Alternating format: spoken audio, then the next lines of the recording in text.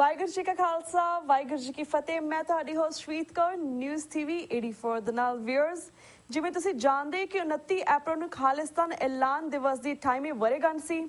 ਲਗਭਗ 28 ਸਾਲ ਪਹਿਲਾਂ 29 ਅਪ੍ਰੈਲ 1986 ਨੂੰ 5 ਮੈਂਬਰੀ ਪੰਥਕ ਕਮੇਟੀ ਦੇ ਮੁਖੀ ਬਾਬਾ ਗੁਰਬਚਨ ਸਿੰਘ ਮਾਨੋਚਾਲ ਨੇ ਸ਼੍ਰੀ ਅਕਾਲ ਤਖਤ ਸਾਹਿਬ ਤੋਂ ਖਾਲਿਸਤਾਨ ਦਾ ਐਲਾਨਨਾਮਾ ਜਾਣੀ ਕਿ ਡੈਕਲੇਰੇਸ਼ਨ ਆਫ ਇੰਡੀਪੈਂਡੈਂਸ ਜਾਰੀ ਕੀਤਾ ਸੀ। ਇਸ ਐਲਾਨਨਾਮੇ ਵਿੱਚ ਇਹ ਸਪਸ਼ਟ ਕੀਤਾ ਗਿਆ ਸੀ ਕਿ ਹੁਣ ਸਾਡਾ ਭਾਰਤ ਦੇਸ਼ ਨਾਲ ਕੋਈ ਸਬੰਧ ਨਹੀਂ ਹੈ ਅਤੇ ਅਸੀਂ ਦੁਨੀਆ ਦੀ ਕਚਹਿਰੀ ਵਿੱਚ ਆਪਣੇ ਆਜ਼ਾਦ ਦੇਸ਼ ਖਾਲਿਸਤਾਨ ਦਾ ਐਲਾਨ ਕਰਦੇ ਹਾਂ। ਬਾਬਾ ਮਾਨੋਚਾਲ ਨੂੰ 26 ਜਨਵਰੀ 1986 ਨੂੰ ਅਕਾਲ ਤਖਤ ਸਾਹਿਬ ਵਿਖੇ ਹੋਏ ਸਰਬੱਤ ਖਾਲਸਾ ਵੱਲੋਂ ਪੰਥਕ ਕਮੇਟੀ ਦਾ ਮੁਖੀ ਬਣਾਇਆ ਗਿਆ ਸੀ ਅਤੇ ਇਸ ਪੰਥਕ ਕਮੇਟੀ ਨੂੰ ਪੰਥ ਦੀ ਰਾਜਸੀ ਅਗਵਾਈ ਸੌਂਪੀ ਗਈ ਸੀ। ਇਹ ਵੀ ਯਾਦ ਰਹੇ ਕਿ 20ਵੀਂ ਸਦੀ ਦੇ ਮਹਾਨ ਸਿੱਖ ਸੰਤ ਜਰਨੈਲ ਸਿੰਘ ਖਾਲਸਾ ਭਿੰਡਰਾਂ ਵਾਲਿਆਂ ਨੇ ਇਹ ਸਪਸ਼ਟ ਐਲਾਨ ਕੀਤਾ ਸੀ ਕਿ ਜਿਸ ਦਿਨ ਭਾਰਤ ਦੀ ਫੌਜ ਦੇ ਪੈਰ ਦਰਬਾਰ ਸਾਹਿਬ ਦੀ ਹਦੂਦ ਵਿੱਚ ਪਏ ਖਾਲਿਸਤਾਨ ਦੀ ਨੀਂਹ ਰੱਖੀ ਜਾਵੇਗੀ।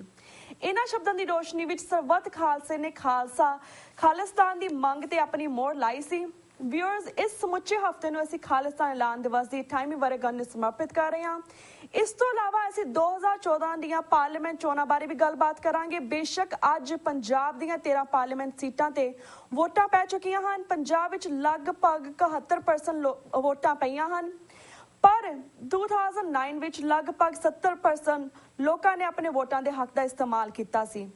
ਅੱਜ ਅਸੀਂ ਇਸ ਸੰਬੰਧੀ ਦੋ ਸ਼ਖਸੀਅਤਾਂ ਨਾਲ ਗੱਲਬਾਤ ਕਰਨ ਜਾ ਰਹੇ ਹਾਂ। ਸਭ ਤੋਂ ਪਹਿਲਾਂ ਅਸੀਂ ਗੱਲਬਾਤ ਕਰਦੇ ਹਾਂ ਸ਼੍ਰੋਮਣੀ ਅਕਾਲੀ ਦਲ ਅੰਮ੍ਰਿਤਸਰ ਦੀ ਅਮਰੀਕਾ ਯੂਨਿਟ ਦੇ ਸੀਨੀਅਰ ਵਾਈਸ ਪ੍ਰੈਜ਼ੀਡੈਂਟ ਭਾਈ ਰੇਸ਼ਮ ਸਿੰਘ ਜੀ ਨਾਲ, ਜਿਹੜੇ ਕਿ ਵੇਕਰਸਫੀਲਡ ਕੈਲੀਫੋਰਨੀਆ ਵਿੱਚ ਰਹਿੰਦੇ ਹਨ, ਪਰ ਹੁਣ ਸਰ ਸਿਮਰਨਜੀਤ ਸਿੰਘ ਮਾਨ ਜੀ ਦੇ ਖਡੂਰ ਸਾਹਿਬ ਹਲਕੇ ਵਿੱਚ ਚੋਣ ਪ੍ਰਚਾਰ ਲਈ ਪੰਜਾਬ ਗਏ ਹੋਏ ਤੇ ਸਾਨਾ ਹੁਣ ਇਹ ਪੰਜਾਬ ਤੋਂ ਫੋਨ ਲਾਈਨ ਤੇ ਜੁੜ ਚੁੱਕੇ ਨੇ। ਜੀ ਵੀਰ ਜੀ, ਵਾਹਿਗੁਰੂ ਜੀ ਕਾ ਖਾਲਸਾ ਵਾਹਿਗੁਰੂ ਜੀ ਕੀ ਫਤਿਹ। ਵਾਹਿਗੁਰੂ ਜੀ ਕਾ ਖਾਲਸਾ ਵਾਹਿਗੁਰੂ ਜੀ ਕੀ ਫਤਿਹ ਜੀ। ਵੀਰ ਜੀ, ਅੱਜ ਸਭ ਤੋਂ ਪਹਿਲਾਂ ਤੁਹਾਡੇ ਨਾਲ ਅਸੀਂ 2014 ਦੀਆਂ ਪਾਰਲੀਮੈਂਟ ਚੋਣਾਂ ਬਾਰੇ ਹੀ ਗੱਲਬਾਤ ਕਰਾਂਗੇ। ਵੀਰ ਜੀ, ਜਿਸ ਤਰ੍ਹਾਂ ਤੁਸੀਂ ਪਿਛਲੇ ਕਈ ਦਿਨਾਂ ਤੋਂ ਖਡੂਰ ਸਾਹਿਬ ਪਾਰਲੀਮੈਂਟ ਹਲਕੇ ਵਿੱਚ ਮਾਨ ਸਾਹਿਬ ਦੇ ਹੱਕ ਵਿੱਚ ਚੋਣ ਪ੍ਰਚਾਰ ਵਿੱਚ ਜੁਟੇ ਰਹੇ ਹੋ, ਹੁਣ ਵੋਟਾਂ ਪੈ ਚੁੱਕੀਆਂ ਹਨ, ਤੁਸੀਂ ਇਸ ਹਲਕੇ ਵਿੱਚ ਕੀ ਨਤੀਜੇ ਵੇਖਦੇ ਹੋ? ਅੱਜ ਸਭ ਤੋਂ ਪਹਿਲਾਂ ਇਸ ਬਾਰੇ ਜਾਣਕਾਰੀ ਦਿਓ। ਹਾਂਜੀ, ਸਭ ਤੋਂ ਪਹਿਲਾਂ ਤਾਂ ਮੈਂ ਟੀਵੀ 84 ਦੇ ਸਮੂਹ ਸਟਾਫ ਦਾ ਧੰਨਵਾਦ ਕਰਦਾ ਜੀ, ਜਿਹੜਾ ਕਿ ਅੱਜ ਸਾਨੂੰ ਤੁਸੀਂ ਮੌਕਾ ਦਿੱਤਾ ਹੈ ਜੀ। ਤੇ ਤੁਹਾਡਾ ਵੀ ਧੰਨਵਾਦ। ਤੇ ਜਿਹੜਾ 2014 ਦੀਆਂ ਚੋਣਾਂ ਦੀ ਗੱਲ ਕਰਦੇ ਆ, ਇੱਥੇ ਪੰਜਾਬ ਦੇ ਵਿੱਚ ਐਤਕੀ ਲੋਕਾਂ ਦੇ ਵਿੱਚ ਪੂਰਾ ਉਤਸ਼ਾਹ ਸੀ ਚੋਣਾਂ ਬਾਰੇ ਜੀ, ਪਰ ਉਹਦੇ ਨਾਲ ਨਾਲ ਇਹ ਵੀ ਲੋਕਾਂ ਦੇ ਵਿੱਚ ਪੂਰੀ ਭਾਵਨਾ ਬਣੀ ਹੋਈ ਸੀ ਵੀ ਜਿਹੜੀ ਰੂਲਿੰਗ ਪਾਰਟੀ ਹੈ ਜਾਂ ਕਾਂਗਰਸ ਪਾਰਟੀ ਹੈ ਉਹਦੇ ਤੋਂ ਲੋਕੀ ਬਹੁਤ ਜ਼ਿਆਦਾ ਦੁਖੀ ਹੈ। ਹਾਂਜੀ, ਅਸੀਂ ਜਿੰਨੇ ਵੀ ਪਿੰਡਾਂ 'ਚ ਗਏ ਆ, ਤਕਰੀਬਨ ਮੈਂ ਆਪ 70 ਪਿੰਡਾਂ ਦੇ ਵਿੱਚ ਗਿਆ ਜੀ। ਤੇ ਪਿੰਡਾਂ ਦੇ ਵਿੱਚ ਜੇ ਅਸੀਂ ਦੇਖਦੇ ਹਾਂ ਕਿ ਨਸ਼ਿਆਂ ਦੀ ਮਾਰ ਇੰਨੀ ਜ਼ਿਆਦਾ ਹੈ ਕਿ ਪੇਰੈਂਟਸ ਜਿਹੜੇ ਬਹੁਤ ਦੁਖੀ ਹੈ ਔਰ ਉਹ ਇਸ ਸਰਕਾਰ ਤੋਂ ਕਿਸੇ ਵੀ ਤਰੀਕੇ ਨਾਲ ਛੁਟਕਾਰਾ ਪਾਉਣਾ ਚਾਹੁੰਦੇ ਆ ਜੀ। ਦੂਸਰੀ ਕਾਂਗਰਸ ਦੀ ਜਿਹੜੀ ਗੱਲ ਹੈ ਉਹ ਵੀ ਬਿਲਕੁਲ ਇਹਦਾ ਪ੍ਰਕਾਸ਼ ਸਿੰਘ ਬਾਦਲ ਤੇ ਬੀਜੇਪੀ ਦਾ ਦੂਸਰਾ ਪੁੱਠਾ ਪਾਸਾ ਹੈਗਾ।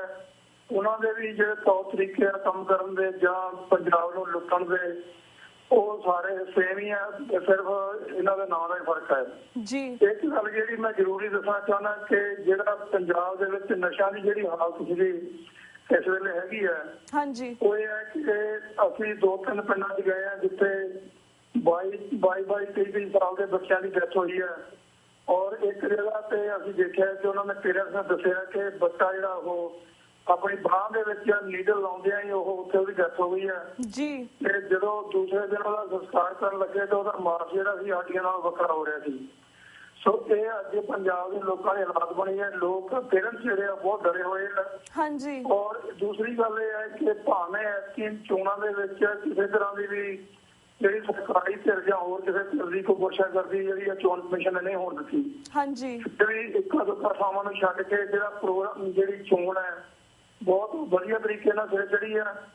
ਔਰ ਲੋਕੀ ਜਿਹੜੇ ਆ, ਇੱਕ ਗੱਲ ਜਿਹੜੀ ਜ਼ਰੂਰ ਕਹਿਣੀ ਚਾਹਾਂਗਾ ਕਿ ਅਜੇ ਵੀ ਲੋਕਾਂ ਦੇ ਵਿੱਚ ਦਹਿਸ਼ਤ ਹੈ ਕਿ ਜੇ ਸਾਡੇ ਪਿੰਡ ਦੀਆਂ ਜਾਂ ਸਾਡੇ ਇਲਾਕੇ ਦੀਆਂ ਵੋਟਾਂ ਉਨੀਆਂ ਨਾ ਨਿਕਲੀਆਂ ਹਾਂਜੀ, ਇਹ ਜਿਹੜਾ ਸਰਕਾਰੀ ਤੰਤਰ ਹੈ ਇਹ ਫਿਰ ਸਾਨੂੰ ਤੰਗ ਕਰੂਗਾ। ਲੋਕਾਂ ਦੇ ਉੱਤੇ ਝੂਠੇ ਕੇਸ ਪਾਏ ਜਾ ਰਹੇ ਆ ਹਾਂਜੀ। ਕੱਲ ਵੀ ਇੱਕ ਗੱਲ ਹੈ ਕਿ ਇੱਥੇ ਚਰਾਹ ਰਹਿੰਦੇ ਨੇ ਵਿਆਸ ਦੇ ਕੰਢੇ ਤੇ ਜੀ, 8 ਪਿੰਡ ਆ ਉਹਨਾਂ ਦੇ ਝੂਠੇ ਚਲਾਨ ਜਿਹੜੇ ਆ ਉਹਨਾਂ ਦੇ ਕਰਕੇ ਤੇ ਉਹਨਾਂ ਨੇ ਮਾਈਨਿੰਗ ਕੀਤੀ ਹੈ, ਜਿਹੜਾ ਉਹਨਾਂ ਦੇ ਆਪਣੇ ਖੇਤਾਂ ਦੇ ਵਿੱਚੋਂ ਰੇਤਾ ਜਿਹੜੀ ਆ ਉਹ ਕੱਢ ਕੇ ਵੇਚਦੇ ਆ।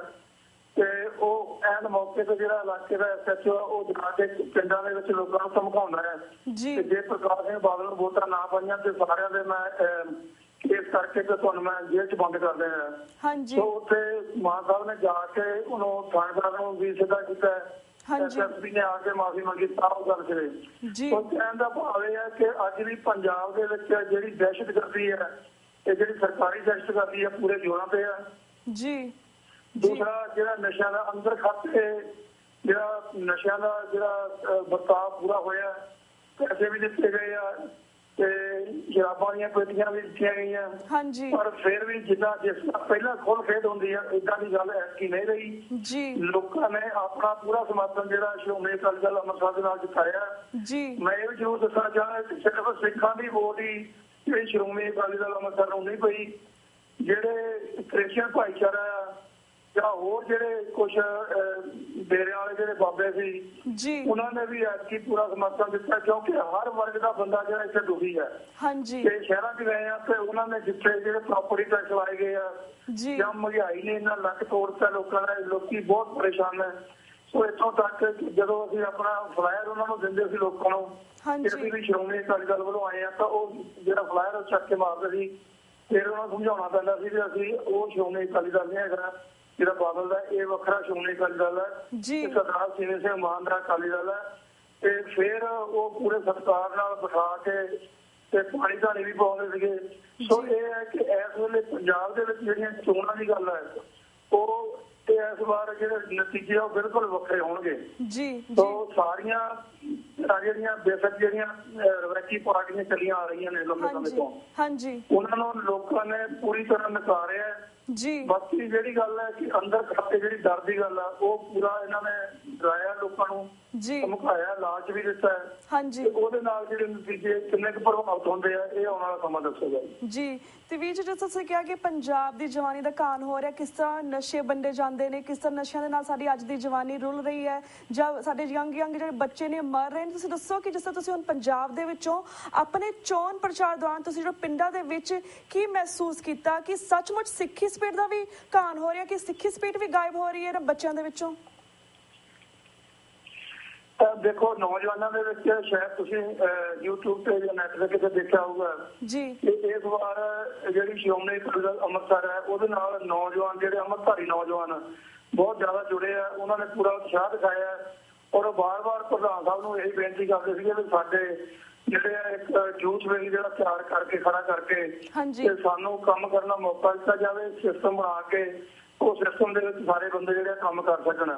ਇੱਕ ਗੱਲ ਮੈਂ ਜ਼ਰੂਰ ਜਿਹੜੀ ਅਸੀਂ ਆਮ ਲੋਕਾਂ ਦੇ ਵਿੱਚ ਪ੍ਰਚਾਰ ਦੇ ਰਹੇ ਕਹਿੰਦੇ ਵੀ ਰਹੇ ਹਾਂ ਕਿ ਜਿਹੜਾ ਪ੍ਰਕਾਸ਼ ਸਿੰਘ ਬਾਦਲ, ਬੀਬੀ ਹਰਸਿਮਰਤ ਕੌਰ, ਸੁਖਬੀਰ ਬਾਦਲ, ਮਜੀਠੀਆ, ਇਹ ਸਾਰਾ ਜਿੰਨਾ ਵੀ ਲਾਣਾ ਇਹ ਪ੍ਰਚਾਰ ਕਰਦੇ ਆ ਕਿ ਕੇਂਦਰ ਸਰਕਾਰ ਸਾਡੇ ਨਾਲ ਬਹੁਤ ਮਤਰੇਈ ਮਾਂ ਦਾ ਸਲੂਕ ਕਰਦੀ ਹੈ। ਇਹ ਗੱਲ ਵਾਰ-ਵਾਰ ਸਟੇਜਾਂ ਤੇ ਅਸੀਂ ਦੁਹਰਾਈ ਹੈ ਕਿ ਜਿਹੜਾ ਕੇਂਦਰ ਸਰਕਾਰ ਜਿਹੜੀ ਹੈ ਇਹਨਾਂ ਦੇ ਨਾਲ ਕੋਈ ਮਤਰੇਈ ਮਾਂ ਦਾ ਸਲੂਕ ਨਹੀਂ ਕਰਦੀ। ਇਹ ਜਿਹੜੇ ਪਹਿਲਾਂ ਲੱਖਾਪਤੀ ਸੀ ਉਹ ਕਰੋੜਾਪਤੀ ਬਣ ਗਏ, ਕਰੋੜਾਪਤੀ ਤੋਂ ਬਾਅਦ ਜਿਹੜੇ ਅਰਬਾਂਪਤੀ ਬਣ ਗਏ। ਪਰ ਆਮ ਜਿਹੜਾ ਪੰਜਾਬੀ ਆ ਉਹਦੀ ਜਿਹੜੀ ਹਾਲਤ ਹੈ ਦਿਨੋਂ ਦਿਨ ਨਿਗਰਦੀ ਗਈ ਹੈ ਤੇ ਅੱਜ ਵੀ ਬਹੁਤ ਨਗਾਰ ਦੇ ਵਿੱਚ ਹੈ। ਸੋ ਲੋਕਾਂ ਦਾ ਜਿਹੜਾ ਉਤਸ਼ਾਹ ਜਿਹੜਾ ਇਸ ਪਾਸੇ ਬਹੁਤ ਜ਼ਿਆਦਾ ਸੀ ਤੇ ਜਿਹੜਾ ਐਤਕੀ ਜਿਹੜਾ ਬਦਲ ਹੈ ਜ਼ਰੂਰ ਕੁਛ ਨਾ ਕੁਛ ਹੋਣਾ ਚਾਹੀਦਾ ਜੀ। ਬਿਲਕੁਲ। ਵੀਰ ਜੀ, ਸਾਡੇ ਕੋਲ ਬਹੁਤ ਲਿਮਿਟਡ ਟਾਈਮ ਹੈ, ਸਾਡੇ ਕੋਲ 2 ਮਿੰਟ ਰਹਿ ਗਏ ਨੇ। ਜਿਸ ਤਰ੍ਹਾਂ ਕੱਲ ਖਾਲਿਸਤਾਨ ਐਲਾਨ ਦਿਵਸ ਦੀ 28ਵੀਂ ਵਰ੍ਹੇਗੰਢ ਸੀਗੀ, ਤਾਂ ਇਸ ਸੰਬੰਧੀ ਤੁਸੀਂ ਸਿੱਖ ਕੌਮ ਨੂੰ ਕੀ ਕਹਿਣਾ ਚਾਹੋਗੇ ਐਟ ਦੀ ਐਂਡ? ਮੈਂ ਇਹ ਗੱਲ ਤੁਸੀਂ ਬਹੁਤ ਪਹਿਲਾਂ ਸ਼ੁਰੂ ਦੇ ਵਿੱਚ ਕਲੀਅਰ ਕਰਤੀ ਹੈ ਤੇ ਇਹ ਗੱਲ ਮੈਂ ਜ਼ਰੂਰ ਕਹਿਣਾ ਚਾਹਾਂਗਾ ਕਿ ਪਿਛਲੇ 5 ਸਾਲ ਤੋਂ ਸਾਡੀ ਆਪਣੀ ਪਾਰਟੀ ਸ਼੍ਰੋਮਣੀ ਅਕਾਲੀ ਦਲ ਅੰਮ੍ਰਿਤਸਰ ਨੇ ਖੁੱਲ੍ਹੇ ਤੌਰ ਤੇ ਇਸ ਜਿਹੜਾ 29 ਅਪ੍ਰੈਲ ਦਾ ਦਿਨ ਹੈ ਇਹਨੂੰ ਅਡਾਪਟ ਕੀਤਾ ਹੈ ਔਰ ਇਹਦੀ ਹਮਾਇਤ ਕੀਤੀ ਹੈ ਔਰ ਉਹਨਾਂ ਨੇ ਇਸ ਖਾਲਿਸਤਾਨ ਦਾ ਜਿਹੜਾ ਐਲਾਨਨਾਮਾ ਇਹਨੂੰ ਪੂਰੀ ਤਰ੍ਹਾਂ ਇਹਦੇ ਚੱਲਣ ਦਾ ਜਿਹੜਾ ਆਹਦ ਲਿਆ ਸੋ ਇਹ ਜਿਹੜਾ ਐਲਾਨਨਾਮਾ ਹੈ ਇਹਦੇ ਬਾਰੇ ਤੁਸੀਂ ਪਿਛੋਕੜ ਜਗਾ ਦਿੱਤਾ ਹੈ ਕਿਵੇਂ ਜਿਹੜਾ ਇਹ 29 ਅਪ੍ਰੈਲ ਦਾ ਦਿਨ ਜਿਹੜਾ ਹੁਣ ਚ ਆਇਆ ਹੈ। ਔਰ ਮੈਂ ਤਾਂ ਸਮੂਹ ਸਿੱਖਾਂ ਨੂੰ, ਭਾਈਚਾਰੇ ਨੂੰ ਇਹੀ ਬੇਨਤੀ ਕਰੂੰਗਾ ਕਿ ਭਾਈ ਇਹ ਸਾਰੀ ਦੁਨੀਆ ਜਾਣਦੀ ਹੈ ਕਿ ਰਾਜ ਬਿਨਾਂ ਨਹਿ ਧਰਮ ਚਲੇ ਹੈ, ਧਰਮ ਬਿਨਾਂ ਸਭ ਦਲੇ ਮਲੇ ਹੈ, ਧਰਮ ਤੋਂ ਰਾਜ ਤੋਂ ਬਿਨਾਂ ਧਰਮ ਨਹੀਂ ਚੱਲ ਸਕਦਾ। ਜਿੰਨੀ ਮਰਜ਼ੀ ਅੰਦਰ ਵੜ ਕੇ ਇਹ ਮਾਲਾ ਫੇਰ ਲੈਣ ਜੋ ਮਰਜ਼ੀ ਕਰ ਲੈਣ, ਜਦੋਂ ਤੱਕ ਰਾਜ ਸਿੱਖਾਂ ਦੇ ਕੋਲ ਨਹੀਂ ਹੈ। ਜੇ ਅਸੀਂ ਬੰਦਾ ਸਿੰਘ ਬਹਾਦਰ ਦੀ ਗੱਲ ਕਰਦੇ ਹਾਂ, ਹਾਂਜੀ ਜੇ ਮਹਾਰਾਜਾ ਰਣਜੀਤ ਸਿੰਘ ਦੀ ਗੱਲ ਕਰਦੇ ਹਾਂ, ਜੀ ਤੇ ਅੱਜ ਅਸੀਂ ਉਸੇ ਰਾਜ ਦੀ ਕਲਪਨਾ ਕਰ ਰਹੇ ਹਾਂ ਜਾਂ ਉਸੇ ਰਾਜ ਲਈ ਸੰਘਰਸ਼ ਕਰ ਰਹੇ ਹਾਂ ਕਿ ਜਿੱਥੇ ਹਰ ਵਰਗ ਦਾ ਜਿਹੜੇ ਲੋਕ ਨੇ ਉਹ ਸੁਖੀ ਬਸਣ, ਉਹ ਆਪਣੇ ਆਜ਼ਾਦੀ ਨਾਲ ਆਪਣੇ ਧਰਮ ਦਾ ਜਿਹੜਾ ਉਹਨੂੰ ਮੰਨ ਸਕਣ ਬਿਲਕੁਲ ਤੇ ਕੋਈ ਕਿਸੇ ਨੂੰ ਦੁਖੀ ਨਾ ਕਰੇ।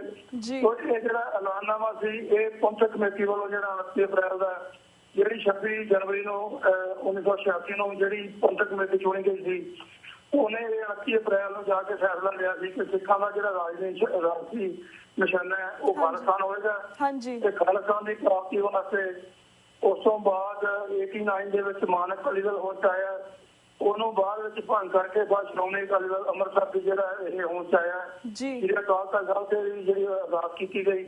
ਸੋ ਉਸ ਸ਼੍ਰੋਮਣੀ ਅਕਾਲੀ ਦਲ ਅੰਮ੍ਰਿਤਸਰ ਨੇ ਡਟ ਕੇ ਦੀ ਸਪੋਰਟ ਕੀਤੀ ਹੈ।